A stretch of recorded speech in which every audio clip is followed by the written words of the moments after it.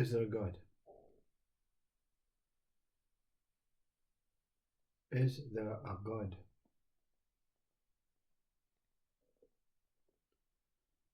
See, the very thought, the very question creates doubt, creates separation.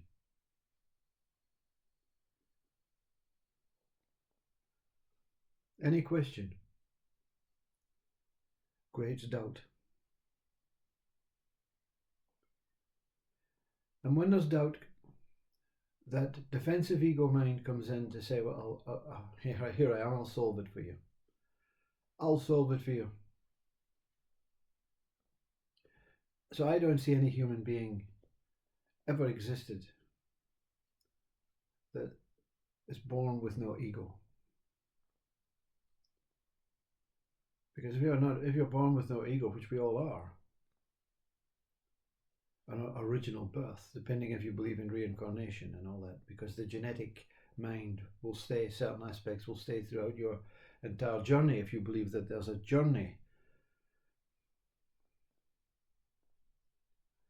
So even that purest child that we are when we're born from our parents has some sort of ego. And we seem to love putting fire, stoking the fire of ego. Well, come on, let's see more of you. Let's see what you can give. Let's see what you can learn. Let's see how brainy you can become, how intelligent, how superior, how, and that's a human way. We've never evolved from our original ego sense. Even if you believe in time centuries ago, they were fueling the fire of ego. And the greatest fuel is a war. You see, let's have a war.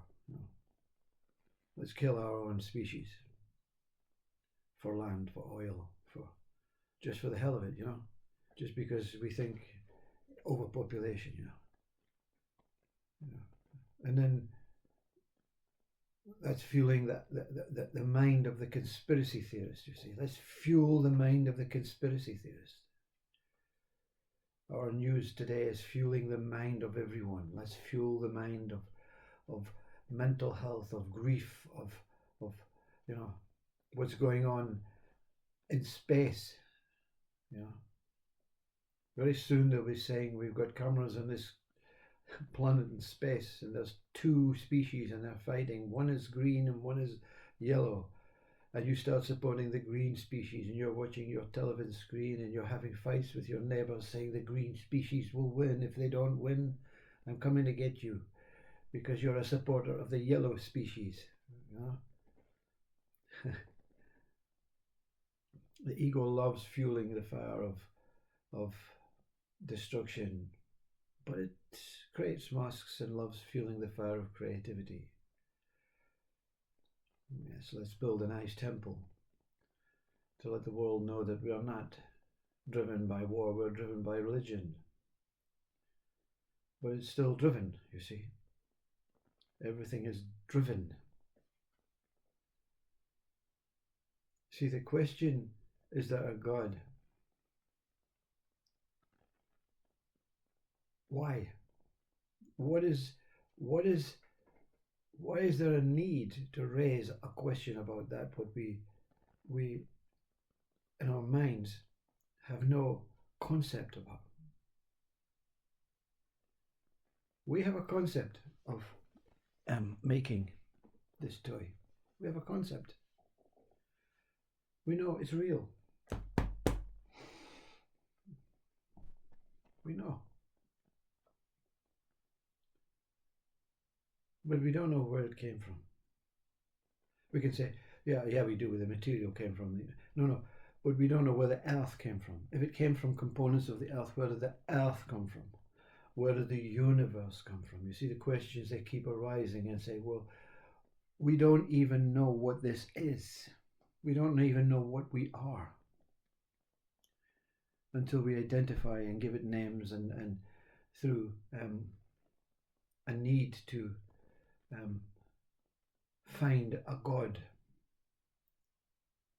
We found the gingerbread man, we made the gingerbread man. Can we make a God to substitute the real God? Because the gingerbread man is substituting the biscuit, substituting a human form. It's a substitute of what we have learned to live life as. Just let us substitute everything with that what we don't know. Instead of living in the not knowing, you see. We don't want to live in the not knowing. I have to know. It's the ego fueling its own drive, its own driving machine. And the body suffers it, physically and psychologically. And we have early illnesses, physical, and we have early mental illnesses. Because we want to fuel a need to find something better than this. But we have created this, you see, through our devilish mind that wants to be powerful, wants to be the greatest species in the universe. We don't even know if there's another species. But they'll tell you there are UFOs, there are aliens to fuel your mind.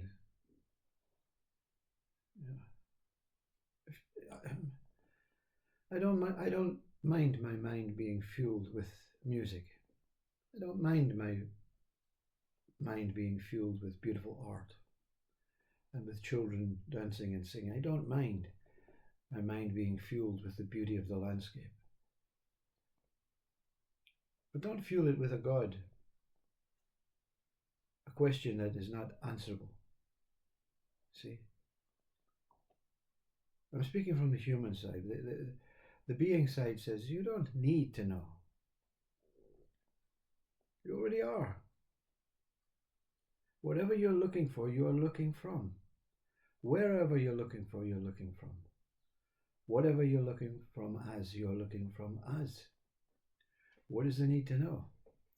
What is the need to substitute that beautiful, incredible, vast, infinite, limitless love that you already are?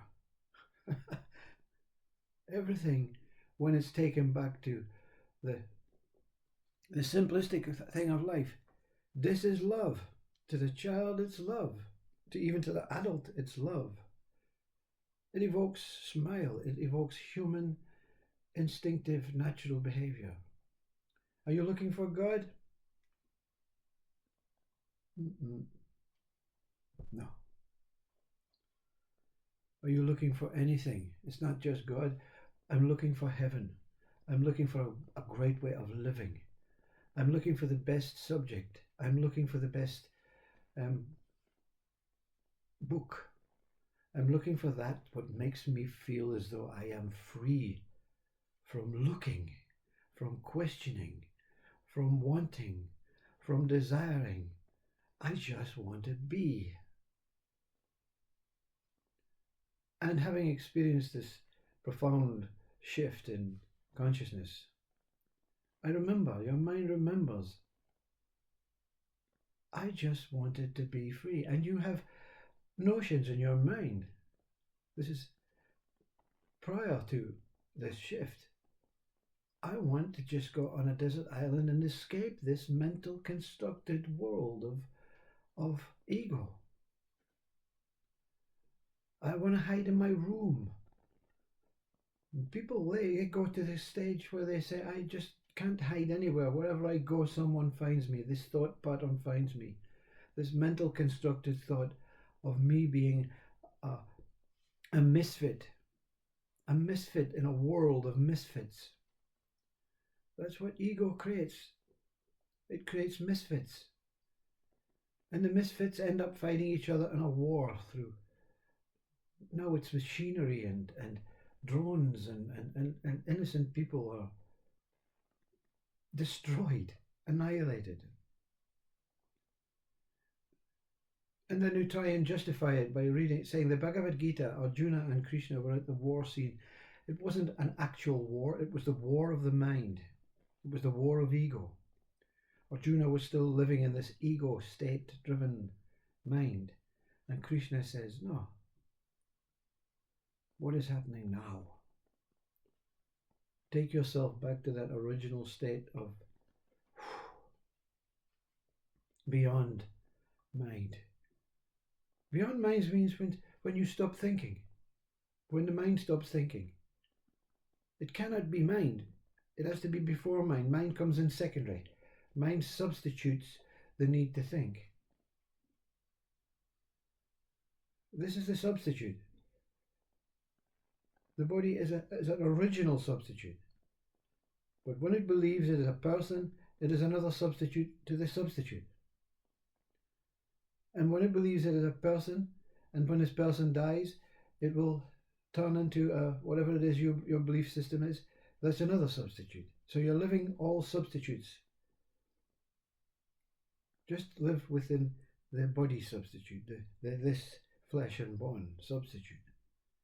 But you're living beyond that. You know you are. You're not this body. You're not this mind. You talk openly. My body. Who is the owner of my body? You say to yourself. Well, if I know I have a body, who am I that has the body? Who is I that has this body that I call I? I.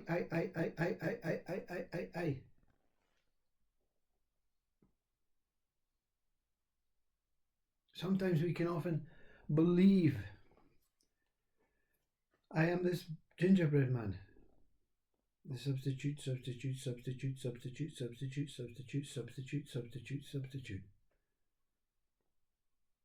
Team of substitutes.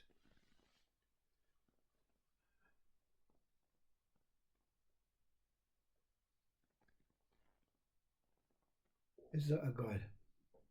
What a question. The question is enticing. It calls in all ego minds. All ego minds, come in. All ego minds have a question. Is there a God? Oh. Yes, what is it you want to know? And then in your YouTube page, there's thousands of comments. Oh, God is Allah, God is whole, God is light, God is source, God is this, God is that, God is... And you say, okay, thank you. Yeah. And your mind says, well, all of these answers are different. But they're not. They're the same answer. They don't know. They don't know. They know God exists, but they can't give it a name. We give this a name because we want to substitute ourselves into being individual, being divisionistic towards the mind and the world and the body, so that when the war comes we can say easily fight and say, yeah, okay, I know I am here and I work, I live in this country and my beliefs are this and I have to fight for my country and my peers, and they're wrong.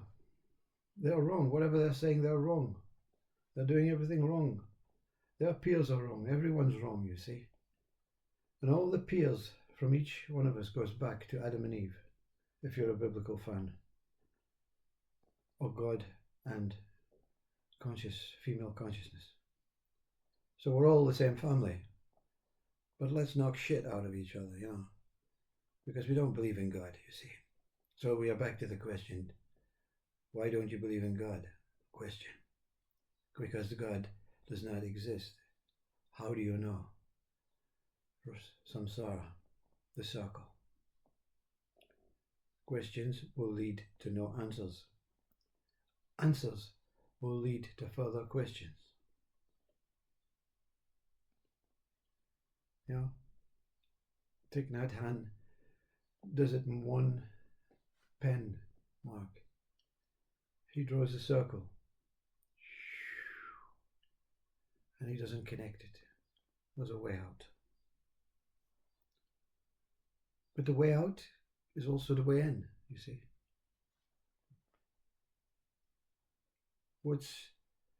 Is the outside of the circle different from the inside of the circle? Is the inside of the circle ego and the outside pure life? Is the inside pure life and the outside ego?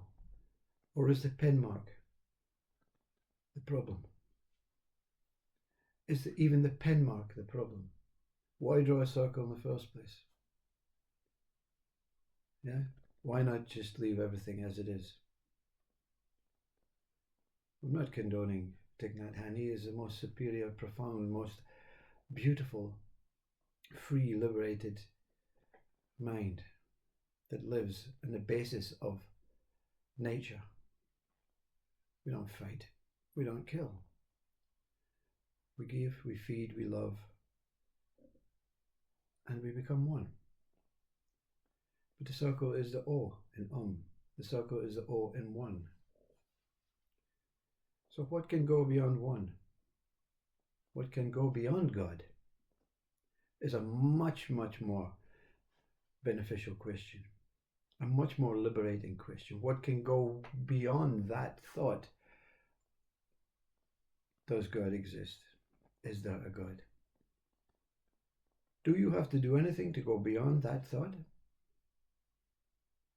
Do you have to make a comment, a thought?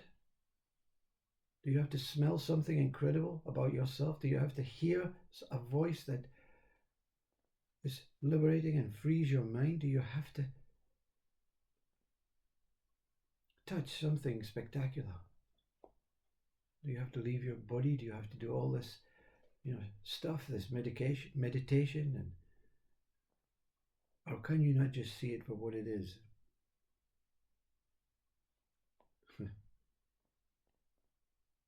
A dumb question, says Eugene. I don't see it as a dumb question. I see it just as another unnecessary thought that breaks peace, breaks unification, breaks oneness, breaks wholeness, and breaks the holy God that is. What it is?